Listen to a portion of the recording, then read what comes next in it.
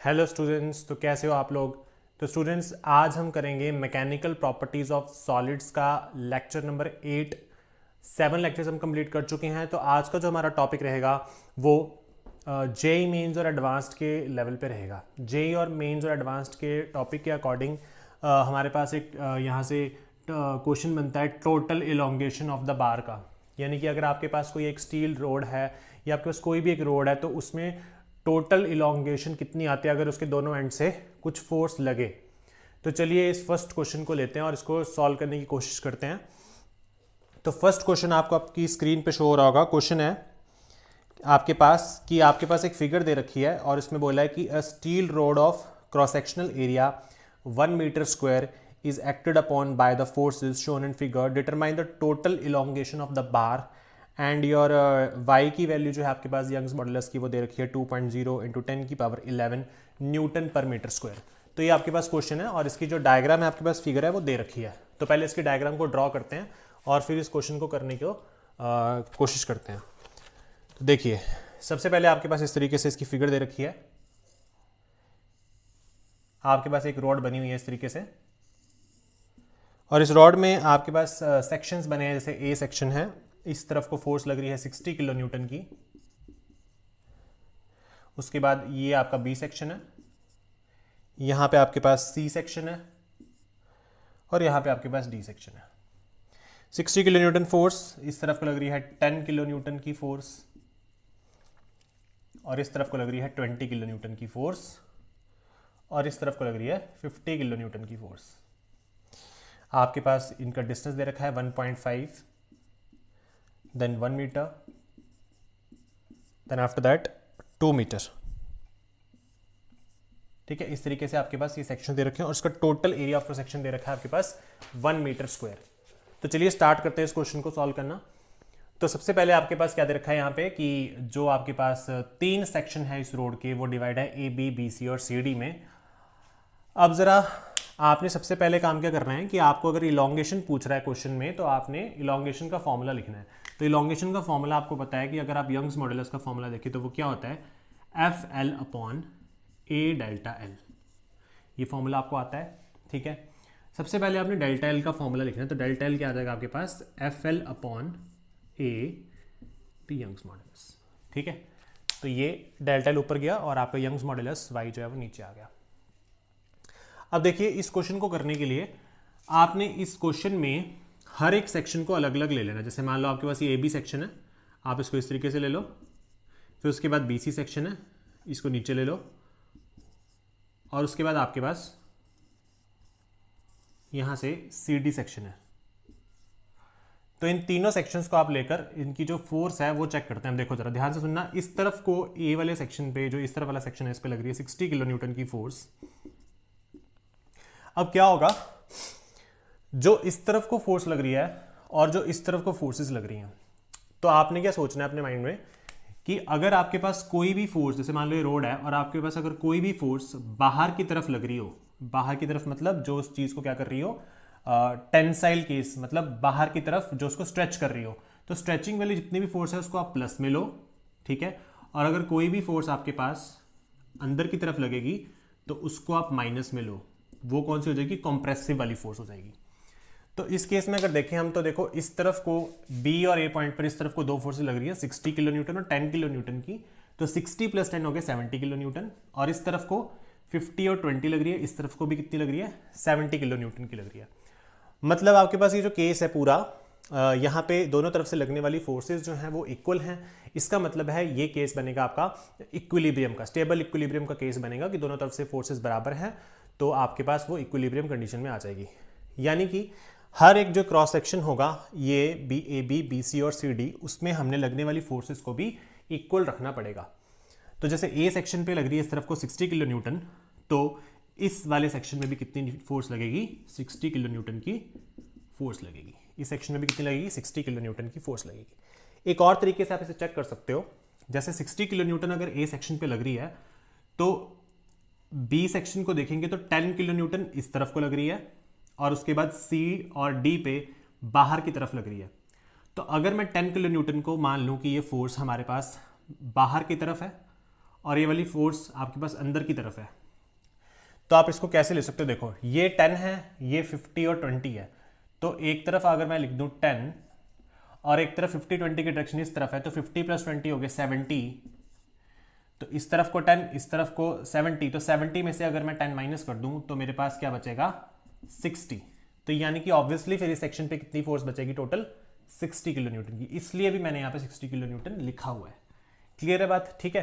तो अगर मैं इन फोर्सेस को बाहर वाली फोर्सेस मान लूँ, देखो जैसे बाहर की तरफ लग रही है तो प्लस में ले लूँ, तो 50 + 20 प्लस में आ जाएगा, 50 + 20 70 आपका प्लस में आ जाएगा, और अगर इस 10 को मैं अंदर की तरफ मान लूँ तो 10 माइनस में आके 60 आपके पास आ जाएगा। आप ऐसे भी याद कर सकते हो, ऐसे भी सॉल्व कर सकते हो, या आप सिंपली याद रख सकते हो 60 किलो न्यूटन इस तरफ, तो इस तरफ भी 60 किलो न्यूटन। बीसी सेक्शन पे आ जाइए। बीसी सेक्शन में क्या होगा, अब देखो जरा ध्यान से, जो आपका बीसी सेक्शन है उसमें भी इस तरफ को फोर्स लगेगी एक, ये देखिए, और एक इस तरफ को भी फोर्स लगेगी।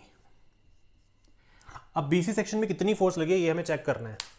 तो सबसे पहले देखो, जो आपका बीसी सेक्शन है उसमें इस तरफ को आपके पास कितनी फोर्स है 60, और इसी तरफ को कितनी है 10, तो 60 + 10 कितने हो गए 70। तो मतलब इस तरफ को लग रही है आपके पास 70 किलो न्यूटन की फोर्स, और सेम इस तरफ अगर आप देखोगे तो 50 और 20 दोनों को मिलाकर देखोगे तो ये भी कितनी आ जाएगी 70 किलो न्यूटन की फोर्स। ठीक है। तो देखो इस क्रॉस सेक्शन पे ये जो यहां से जो फोर्स लग रही है वो 60 की है, और यहां से इसी तरफ को 10 की भी फोर्स भी लग रही है, तो दोनों सेम डायरेक्शन में है तो ऐड हो जाएंगे, तो 60 + 10 कितने हो गए 70। क्योंकि आपको एक बात पता है कि अगर ये रॉड इक्विलिब्रियम में है तो एक जो फोर्स इस सेक्शन पे लग रही है वही सारी फोर्सेस सारे एरिया ऑफ क्रॉस सेक्शन पे लग रही होगी। ठीक है। तो इसका मतलब यहाँ पे 60 है तो ये 60 + 10 ऐड करके 70, और इस तरफ भी 50 + 20 कितने हो गए 70। अब सी डी सेक्शन को देखते हैं। इस सेक्शन में जो डी वाला ये वाला केस है इसमें लग रही है 50 किलो न्यूटन, तो ऑब्वियसली इस तरफ भी कितनी लगेगी 50 किलो न्यूटन की फोर्स। दोनों तरफ 50 किलो न्यूटन की फोर्स लग रही है। क्लियर है? एक और तरीके से समझ सकते हो, अगर इस तरफ को 50 किलो न्यूटन है और इस तरफ को देखो 60 + 10 कितने हो गए 70, और 70 में से 70 अगर इधर को है तो 20 इस तरफ के, तो 70 में से 20 माइनस करोगे तो 50 बचेंगे, तो मतलब इस सेक्शन पे कितनी हो गई 50, तो 50 आ गई। अब हमने तीनों क्रॉस सेक्शंस को, तीनों जो इसके जो हमने सेगमेंट्स लिए थे उन तीनों पे इक्वल फोर्सेस सब में लगा दी, क्योंकि ये स्टेबल इक्विलिब्रियम का, ये इक्विलिब्रियम का यहाँ पे कंडीशन बन रहा है इसलिए। अब हम क्या करेंगे, हम यहाँ से इसको सॉल्व करने के लिए सारे सेक्शंस का अलग अलग से हम इलॉन्गेशन निकालेंगे। जैसे हमने ये फॉर्मूला लिखा है तो इस फॉर्मूले में हम पहले इलॉन्गेशन डेल्टा एल जो निकालेंगे वो आपका निकालेंगे ए बी सेक्शन के लिए। तो ए बी सेक्शन के लिए इलॉन्गेशन कितना हो जाएगा FL/A इंटू यंग्स मॉडुलस। तो फोर्स आपके पास कितनी दे रखी है 60 kilo newton A B section के लिए, तो आप लिखोगे 60 किलो न्यूटन को लिख लोगे 10⁻3। ठीक है। उसके बाद लेंथ कितनी है इसकी 1.5, तो 1.5 आ जाएगा, डिवाइडेड बाय एरिया कितना दे रखा था क्वेश्चन में 1, और यंग्स मॉडुलस की वैल्यू दे रखी थी क्वेश्चन में 2 × 10⁻11। तो ये आपके पास आ गया। अब इसको सॉल्व कर सकते हैं। ठीक है। तो क्या हो जाएगा 2 से ये कट जाएगा 30 आ जाएगा, और ये आ जाएगा आपके पास 30 × 10⁻3। चलो इसको सॉल्व करके लिखते हैं। 10⁻11 ऊपर जाके हो जाएगा -11, तो 3 - 11 यानी कि -8, और ये आ जाएगा 1.5 को खोल के लिख सकते हो 15/10 लिख सकते हो, 0 से 0 कैंसिल हो जाएगा, 15 3 जा कितने हो जाएंगे 45 × 10⁻8। तो इसका मतलब यहाँ से क्या होगा, अगर मुझे राउंड ऑफ करके लिखना है तो मैं लिख सकता हूँ 4.5 × 10⁻7 मीटर। ठीक है। तो आपके पास 4.5 × 10⁻7 मीटर यहाँ पे आ जाएगा। ठीक है। यहाँ पे भी मीटर है, तो ये आपके पास फर्स्ट इलॉन्गेशन आ गई इस केस के लिए। क्लियर? तो फॉर्मूला आपको पता लग गया क्या यूज़ करना है हमने, इस तरीके से हम इसको सॉल्व कर देंगे। तो फर्स्ट रीजन का हमारे पास यहाँ पे आंसर आ गया हुआ है, फर्स्ट सेगमेंट हमने सॉल्व कर ली। इसी तरीके से अगर मुझे सेकंड सेगमेंट का निकालना है तो हम सेम यही फॉर्मूला यूज़ करेंगे और इसी को ऐसे सॉल्व करके हम आंसर निकाल लेंगे। तो फर्स्ट का आंसर मैंने यहाँ पे रहने दिया है। सेकंड वाले केस का आंसर कैसे आएगा, आप फिर से डेल्टा एल वही फॉर्मूला लिखोगे एज इट इज, और आप सेकंड सेक्शन ले लोगे BC।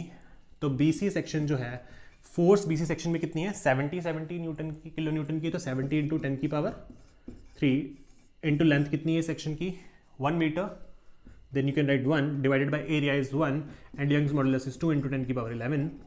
So you will get answer, you will get 70/2 into 10⁻⁻8, or you will get 2 3 the 6 1 2 5 the 10 यानी, और यू कैन गेट 3.5 इंटू 10 की power -7. So that will be your final answer. Clear है?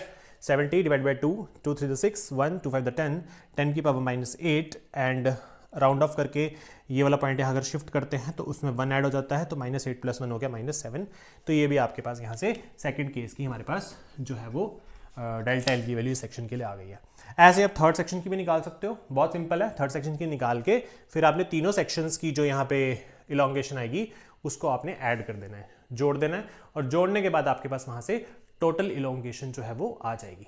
I hope आपको एक ये समझ आ गया है. अब आप यहाँ से इसका एक स्क्रीनशॉट जो है वो ले सकते हैं.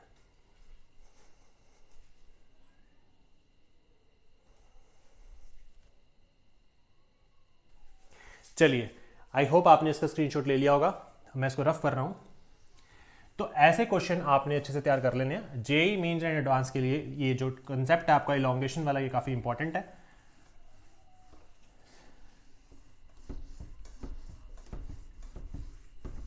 अब हम अपना अगला कंसेप्ट करने जा रहे हैं. नेक्स्ट कंसेप्ट होगा कि मान लो कि अगर आपके पास कोई एक वायर है और उस वायर को आपने ऊपर किसी सपोर्ट के साथ ऐसे ऊपर अटैच किया हुआ है, तो उस वायर के वेट की वजह से, उसी वायर के वेट की वजह से उस वायर के अंदर कितनी इलोंगेशन आएगी. क्लियर है क्वेश्चन? आपके पास एक सपोर्ट है, नीचे एक वायर है ऐसे, और आपने बताना है कि इस वायर का जो अपना वेट है उसके वेट की वजह से इसके अंदर कितना डेल्टा एल कितना होगा, स्ट्रेचिंग कितनी होगी, कितनी इलोंगेशन आ जाएगी.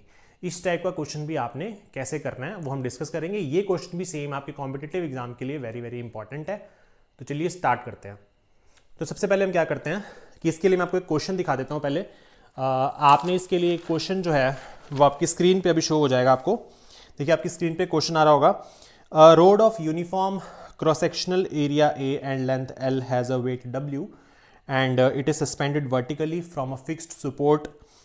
If the material of the rod is homogeneous and its modulus of elasticity is y, then determine the total elongation produced in the rod due to its own weight. तो देखो question में simple है कि total elongation निकालनी है. Last में पढ़ के देखो, टोटल इलोंगेशन पूछ रहा है आपसे लास्ट लाइन में. Produced in the rod due to its own weight, उसकी अपने वेट की वजह से कितनी इलोंगेशन हो सकती है उसके अंदर. ठीक है, और ये एक होमोजीनियस रोड है और इसका एरिया, लेंथ और डब्ल्यू वेट आपको दे रखा है. ठीक है, तो चलिए इसको सॉल्व करते हैं.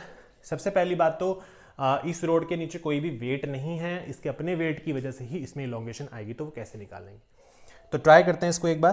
तो चलिए सबसे पहले हम क्या करते हैं, हमने यहाँ पे एक फिक्स्ड सपोर्ट बनाया और फिक्स्ड सपोर्ट से एक रोड जो है आपकी इस तरीके से वो मैंने यहाँ पे रख दी. ठीक है, ये रोड मैंने इस तरीके से रख दी यहाँ पे. अब क्या करेंगे हम, यहाँ से इसका अपना एक वेट है. सबसे पहले तो हम मानते हैं कि इसकी भाई लेंथ जो है वो एल है. ठीक है, ये आपको पता है. और मान लो कि इसका मास कितना है, एम इसका मास है. ठीक है, क्लियर है? आपको क्या निकालना है, आपको टोटल इलोंगेशन मतलब आपको डेल्टा एल निकालना है. सिंपल सी बात है. ठीक है, आपको डेल्टा एल निकालना है. ये क्वेश्चन है. पहली बात, आप यंग्स मॉडुलस का फॉर्मूला जानते हो, मेरे साथ बोलिए एक बार, मेरे साथ रिपीट करो. यंग्स मॉडुलस का फॉर्मूला क्या होता है, F L upon A delta L. F L upon A delta L. Formulas को लर्न करने का तरीका है बार बार उसे बोलिए. ठीक है, आप जितनी बार बोलोगे उतनी बार आपको फॉर्मूलेस फिजिक्स में लर्न होंगे. जैसे कि मैंने क्या बोला, y is equal to F L upon A delta L. y is equal to F L upon A delta L. तो आप यहां से डेल्टा एल की वैल्यू फिर से निकाल सकते हो, F L upon A into Y, Young's modulus. Clear है भाई? आपको ये निकालना है. अब मुझे पता है कि ये जो आपके पास वायर है इसके अपने वेट की वजह से इसमें एक्सटेंशन आएगी. क्लियर है इतनी बात? अब मान लो कि इसका वेट जो है नीचे की तरफ कुछ होगा, मान लो वेट W है. ठीक है, अभी के लिए W मान लेते हैं. अब W वेट की वजह से जो इसमें स्ट्रेस लगेगा, W वेट की वजह से जो इसमें स्ट्रेस लगेगा, उसकी वजह से, स्ट्रेस की वजह से जो स्ट्रेन आएगा वो सबसे ज्यादा कहां पर होगा. तो चलिए चेक करते हैं. मान लो कि यहां पे मैंने एक एरिया ऑफ क्रॉस सेक्शन माना है इसका, और एक एरिया ऑफ क्रॉस सेक्शन मैंने यहां मान लिया. ठीक है, अब जो ये वाला एरिया ऑफ क्रॉस सेक्शन है ऊपर वाला, जो इसके साथ अटैच है ऊपर सपोर्ट के साथ, उसके नीचे इतना सारा वेट लगा होगा, इसके साथ इस एरिया ऑफ सेक्शन के लिए इतना सारा वेट नीचे लगा है तो इसको ज़्यादा इसके अंदर ज़्यादा स्ट्रेचिंग होगी, मतलब इसको ज़्यादा यहाँ से स्ट्रेन फील होगा। क्लियर है? क्योंकि इसके अंदर ज़्यादा नीचे ज़्यादा वेट है। इस वाले क्रॉस सेक्शन के लिए, इस वाले एरिया ऑफ क्रॉस सेक्शन के लिए वेट कम है तो इसको कम स्ट्रेचिंग या कम इलोंगेशन जो है यहाँ से लगेगी। क्लियर है? तो मतलब इसके अंदर सभी के अंदर जो इलोंगेशन है या जो स्ट्रेचिंग आ रही है वो अलग अलग आ रही है। इसके लिए कम है, इसके लिए ज़्यादा ज़्यादा ज़्यादा ज़्यादा बढ़ते बढ़ते ज़्यादा, क्योंकि इसको अपने नीचे कितना सारा वेट दिख रहा है। क्लियर है बात? तो ऐसे केसेस में हम क्या करते हैं, हम ऐसे क्वेश्चन को सॉल्व करने के लिए उसके अंदर एक स्मॉल एलिमेंट कट कर लेते हैं और फिर स्मॉल एलिमेंट की इलोंगेशन निकालकर उसको इंटीग्रेट कर देते हैं, जिससे पूरी वायर की आपके पास क्या जाता है, पूरे वायर की आपके पास इलोंगेशन आ जाती है। पूरे वायर की क्या जाती है, इलोंगेशन आ जाती है। तो क्या करेंगे, सबसे पहले आपने क्या करना है, सबसे पहले आप यहाँ से हम इसके अंदर एक स्मॉल एलिमेंट, मान लो कि मैं यहाँ पे एक स्मॉल एलिमेंट कट कर दूं। ये जो स्मॉल एलिमेंट है इसकी लेंथ मान लो dx है। ठीक है, इसकी लेंथ कितनी है, dx है। मान लो dx जो आपने एलिमेंट कट किया है वो नीचे से जहां पे आपका वेट लग रहा है नीचे की तरफ, वहां से x डिस्टेंस की दूरी पर ये एलिमेंट मैंने कट किया है। क्लियर है बात? x डिस्टेंस की दूरी पर मैंने ये एलिमेंट कट किया है। अब मान लो कि इस एलिमेंट के अंदर जो आपके पास इलोंगेशन आई है, जो डेल्टा एल की वैल्यू आई है, वो आप कैसे लिखोगे? तो आप इस डेल्टा एल की जगह फॉर स्मॉल एलिमेंट, आप एक स्मॉल एलिमेंट के लिए अगर आप डेल्टा लिखना चाहो तो आप उसको dl लिखोगे। मान लो इसके अंदर कितनी आ रही है, इलोंगेशन dl आ रही है, तो मैंने dl लिखा, इसको डेल्टा एल नहीं लिखना, dl लिखना है, which is equals to force. अब मेरे को फोर्स निकालनी पड़ेगी। फोर्स तो नहीं है, मतलब इसका अपना वेट है, तो वेट कैसे निकालेंगे? आपको पता है कि इस पूरी रोड का जो मास है वो कितना है, m, और इस पूरे मास की लेंथ कितनी है, l। ठीक है, क्लियर है बात ये? चलिए ऐसे नहीं लिखेंगे, इसको उल्टा करके लिखते हैं। मान लो इस रोड की लेंथ कितनी है पूरी, l, और इस पूरे रोड की लेंथ का मास कितना है, m है। l लेंथ रोड का मास कितना, m है। तो अगर मुझे इस x पोर्शन का इतनी x वाली जो लेंथ है इसका अगर मास निकालना है तो मैं क्या बोलूंगा, x का मास कितना हो जाएगा, m डिवाइडेड बाय l। ये l नीचे चला जाएगा और ये x जो है इसके साथ मल्टीप्लाई हो जाएगा, तो m बटे एल एक्स हो जाएगा। तो इसका टोटल मास कितना हो गया, m upon L x. l length का मास m, x पोर्शन का निकालना है तो क्या बोलोगे, x, l चला जाएगा नीचे, m अपॉन l और इनटू हो जाएगा x। ये यूनिटरी मेथड की तरह लग रहा है, कुछ जैसे मैथमेटिक्स में यूनिटरी मेथड करते हैं ना, कुछ उस तरीके से लग रहा है ना। तो ये आपको करना आना चाहिए। m अपॉन एल एक्स आ गया। अब क्या करेंगे, अब इसका जो वेट होगा वो क्या होता है, mg, लेकिन मास कितना आ गया आपके पास, ये। तो आप बोलोगे m upon L X into G, ये आपके पास मास हो गया पूरा। तो mg नहीं लिखना है, m upon L X into G लिखेंगे। तो यहाँ पे फोर्स की जगह आप लिख सकते हो क्या, m बटे एल एक्स साथ में g, और साथ में आपके पास यहाँ पे क्या दे रखा है, y। तो y तो आपका यंग्स मॉडुलस वैसे ही रहेगा, क्वेश्चन में उसने दिया हुआ है। अच्छा ठीक है, और साथ में क्या बचा हमारे पास, यहाँ से लेंथ l रह गई है। बाकी तो हमने एरिया भी नहीं लिखा, ठीक है, तो एरिया भी लिख देते हैं, ये वाला एरिया, ये एरिया यहाँ आ जाएगा। ठीक है, फोर्स हमने लिख दी m बटा एल एक्स जी, l अब नहीं लिखा तो l को क्या मान लो आप, l आपने माना था dx, l की जगह dx लिख दिया, फोर्स का m बटा एल एक्स लिख दिया, साथ में g, a का a लिख दिया, y का y लिख दिया। क्लियर है बात?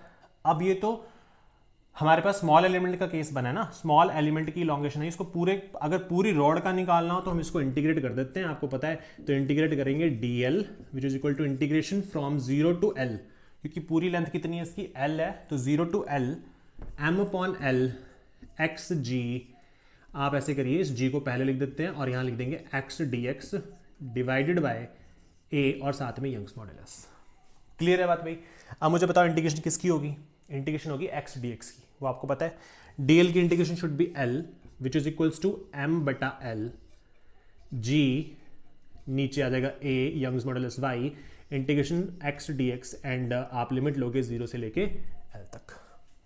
अब आगे इसको सॉल्व कैसे करेंगे, x की इंटीग्रेशन क्या हो जाएगी, x square by 2, so you will get l is equals to m by l g divided by a y, यहाँ आ जाएगा x स्क्वायर बाय 2। क्लियर है? क्या आ जाएगा एक्स स्क्वायर बाय 2 इंटीग्रेशन आ जाएगी। लिमिट ले लोगे भाई, इसमें लिमिट क्या लेके 0 से लेके एल तक, तो आप लिख दोगे L is equal to M by L G by A, साथ में Y L square by 2 minus zero लिखने की जरूरत नहीं है, upper limit minus lower limit put करते हैं ना, तो वो लिखने की जरूरत नहीं है, एक एल से एक एल कट गया, so you will get 1/2 M G divided by A Y L. So this is your final answer. So this is the answer of the elongation if you have a wire and you have to find the elongation due to its own weight. उसके अपने weight की वजह से अगर आपसे elongation पूछेगा कभी NEET के एग्जाम में, जेईई मेंस या एडवांस के एग्जाम में, तो आपने इस तरीके से उसकी elongation निकालनी है। आई होप आपको ये जो है मेरी बात समझ आ गई होगी। इसमें हम स्मॉल एलिमेंट कट करके उसकी elongation निकालते हैं। अब आप यहां से इसका स्क्रीनशॉट ले सकते हैं।